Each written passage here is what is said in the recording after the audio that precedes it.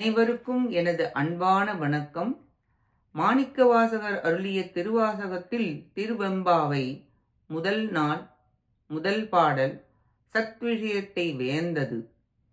தை மாதம் முதல் ஆனி மாதம் வரையில் 6 மாத காலம் சூரியனுடைய உத்தராயணம். அது தேவர்களுக்கு பகல் பொழுது. ஆடி முதல் மார்கழி வரை சூரியனுடைய தட்சிணாயனம். அது தேவர்களுக்கு இரவு பொழுது. நமக்கு அதிகாலை 4 மணியிலிருந்து 6 மணி வரையில் பிரம்ம முகூர்த்தம், கடவுள் வழிபாட்டிற்கு சிறந்த நேரம். ஆனால் மார்கழி மாதம் மிக சிறந்தது. அதனால் இம்மாதத்தில் தெய்வ வழிபாடு செய்வது மிக சிறந்த பலனை தரும்.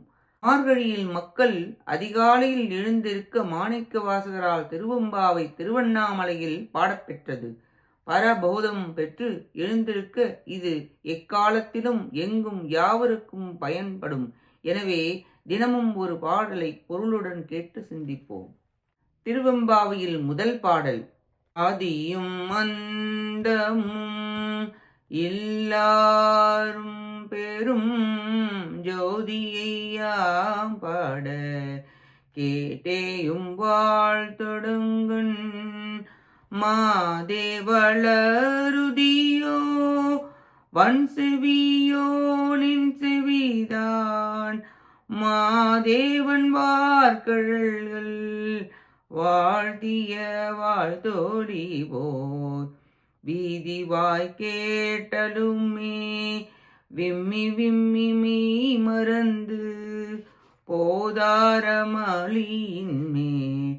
நின்றும் புரண்டும் இங்குன் ஏதேனும் ஆகாள் கிடந்தாள் என்னே என்னே ஈதேயம் தோழி பரிசேரோரெம்பாவாய்.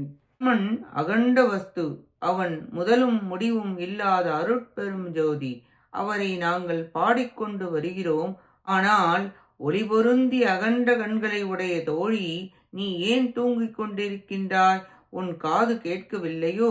தேவர்களுக்கெல்லாம் தலைவனான மகாதேவனின் நெடிய வீர கழலணிந்த திருவடிகளை வாழ்த்தி பாட கேட்ட மற்றொருத்தி படுக்கையிலிருந்து புரண்டு எழுந்து தேம்பி தேம்பி அழுது பரவசமடைந்து மலர் தூவி பக்தி நிறைந்தவள். ஆனால் உணர்ச்சி மிகுந்த கட்டை போல் ஸ்தம்பித்து கிடக்கின்றாள். இதுவன்றோ பக்திக்கு லட்சணம்? என் தோழி, இப்பரவச நிலையை பற்றி காது கொடுத்து கேள், எண்ணிப்பார், பின் நீயும் இந்த பெருநிலை பெற முயல்வாயாக என்று இப்பாடலை கூறுகிறார். விழிப்படைந்துள்ள ஜீவாத்மாக்களுடைய பக்தி லட்சணம் கூறி அதை பெற முயல சிவபோதத்தை ஊட்ட விடியற்காலையில் எழுந்திருக்க கூறுகிறார்.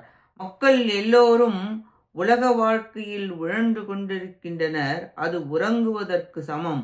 அவர்களுக்கு உலக விஷயம் பகலாகவும் தெய்வீக விஷயம் இரவாகவும் இருக்கின்றன. அருள் தாகம் எடுப்பவர்களுக்கு தெய்வீக விஷயம் பகலாகவும் உலக விஷயம் இரவாகவும் இருக்கின்றன.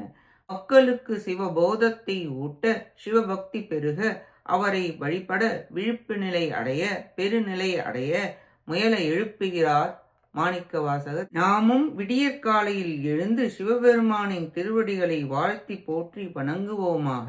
அடுத்த பதிவில் அடுத்த பாடலை பற்றி பார்ப்போம். கேட்ட அனைத்து நல்லுள்ளங்களுக்கும் நன்றியும் வணக்கமும் கூறி விடைபெறுகிறேன். ஓம் நம சிவாய சிவாய நமக. திருச்சிற்றம்பலம்.